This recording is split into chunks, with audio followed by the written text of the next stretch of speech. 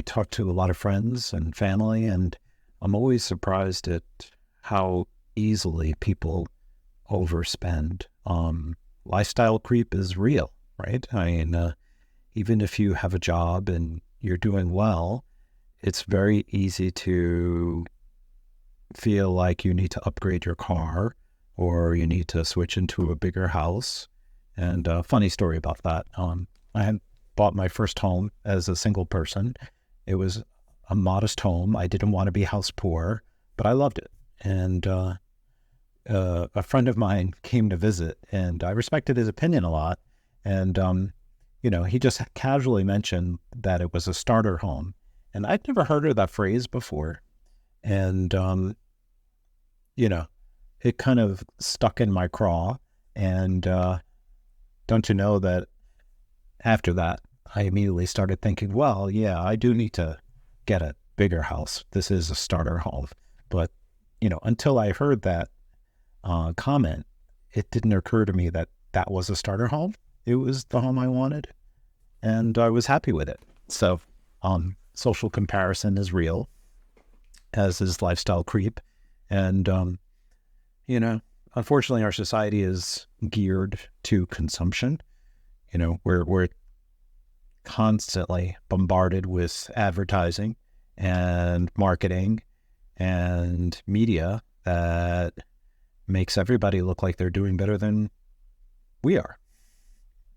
It's funny. If you look at the Honeymooners, the old comedy TV show, or I Love Lucy, another old comedy TV show, you look at the average homes, these apartments, these spaces, the characters were living in, and they were very modest. But then you fast forward to shows today where everybody's living in a fabulous house. Everybody's got a brand new car. Everybody's got huge apartments. I remember seeing Friends during its heyday and just, trying to wrap my head around how these young people were affording these fabulous spaces in New York City.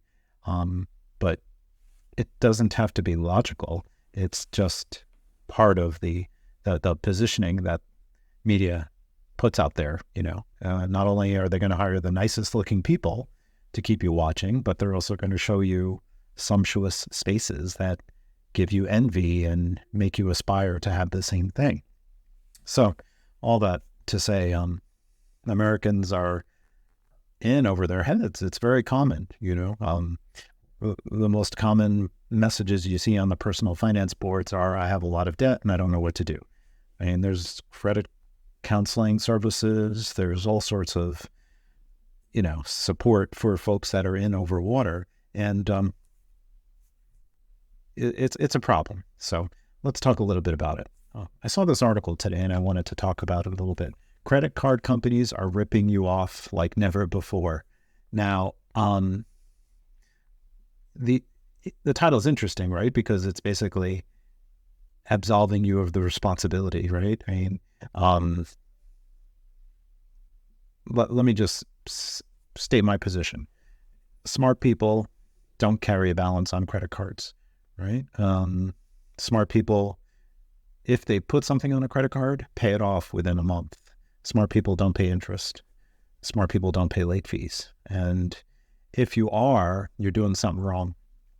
And, that might be harsh, but, Susie Orman used to have this segment called, Can I Afford It? And 9 times out of 10, she would tell people, you want X, you're making this, you can't afford it. It doesn't matter what you think or what you want, you just can't afford it. And so we need more people to think like that for themselves, as opposed to falling prey to a credit card and buying things that they cannot pay for, right? Before credit cards, people lived modestly because you couldn't overspend. You only had so much money, and that's the money you had to spend, and you had to make it last. The history of credit cards is interesting. That deserves another video.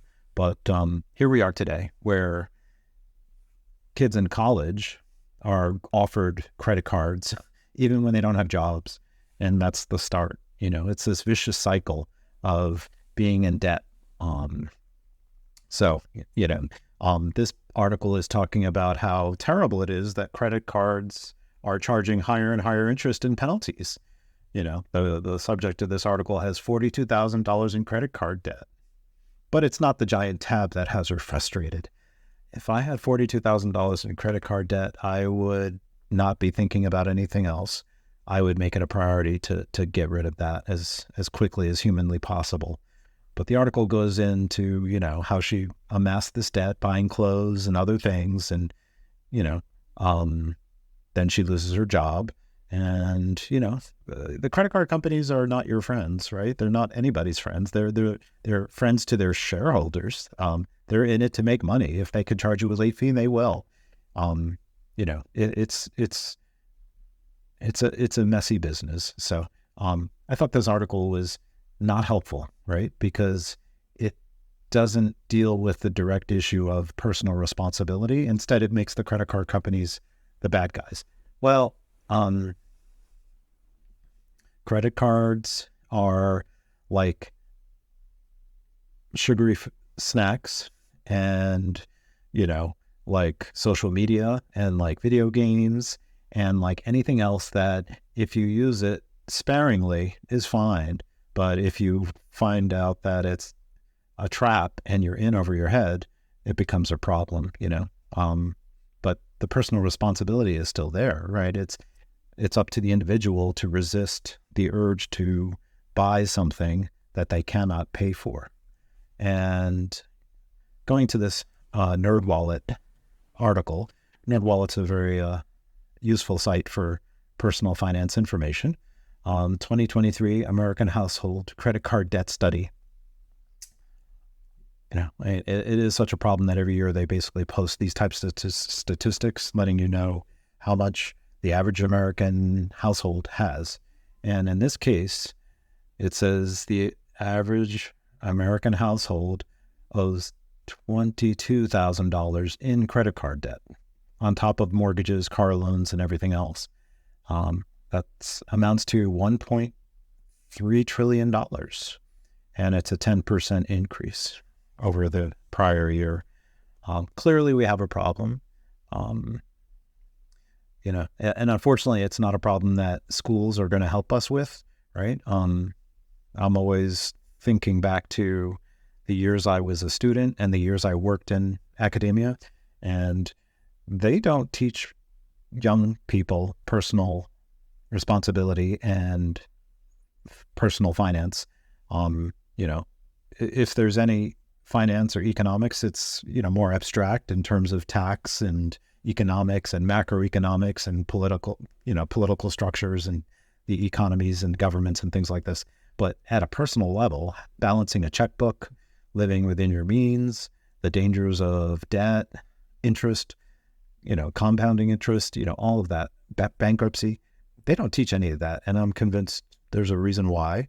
I'm not going to share my paranoid theory, but, banks are very powerful, and it's in their interest that the majority of Americans are in debt, because then they're locked in, and they're going to continue to bring revenue to the companies. So I don't know what else to say, except I want to share something that I thought was interesting. Credit card companies make a lot of money.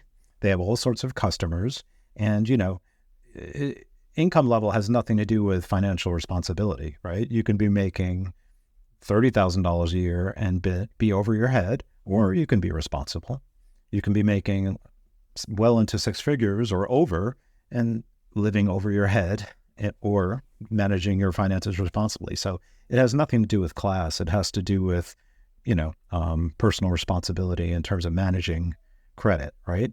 But one thing that I thought was interesting is that credit card companies hate the customers that pay their balances every month, because they don't make much money from those customers. And I thought that was really interesting, and I think that's the type of customer you want to be. If you do use credit cards, you should make every effort to pay it off that month. You don't want to pay interest, and you definitely don't want to pay late fees. it's better for us when we are the least preferred customer for a credit card company. So that's all I wanted to say for today. That's a quick video for you on credit and personal finance. And again, I'm Sean from Smart Money. Come back for more videos on this topic. And if you have any questions on personal finance, or you want to share your story about credit cards, feel free to leave a comment, and I'll see you in the next one. Thank you.